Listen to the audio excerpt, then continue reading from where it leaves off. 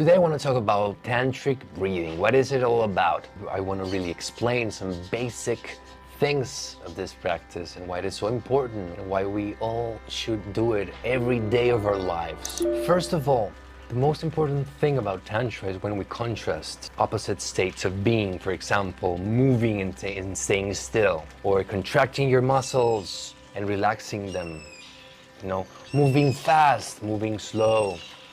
And that's the basic part of Tantra that allows us to really catapult ourselves, because what happens from point A to point B is just energy.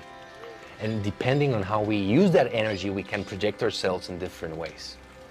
But the most important thing is what happens between the contrast of opposite states. For example, contracting and then relaxing. And applying this to breathing, you'll notice that there are not too many possible ways.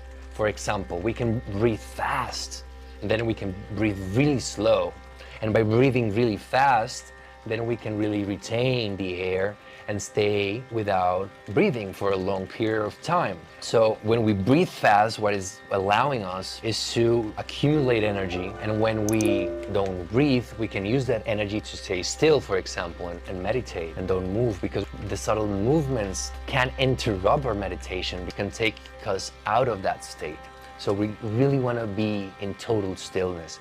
And we breathe fast first, and then we retain the air and breathe slowly for us to really be able to stay in stillness. The other thing we can do with breathing is obviously taking a deep breath and using all the capacity of our lungs, of our cavity, our breathing cavity, And the other thing is empty completely that cavity, right? So it will be a deep breath with all of our belly out and exhaling to the point where we are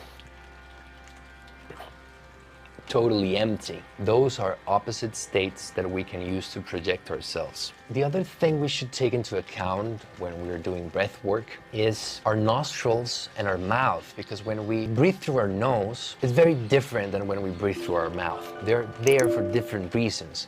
Our nostrils have little cavities compared to our mouth. So what that allows us is to breathe to the minimum. You can notice that you can breathe slower and exhale less amount of air through your nose than through your mouth. Your nose is better prepared to exhale less amount of air than our mouth. Our mouth is there for us to really be able to breathe in and breathe out lots amount of air in the less amount of time possible. But also when we breathe through our nose, we massage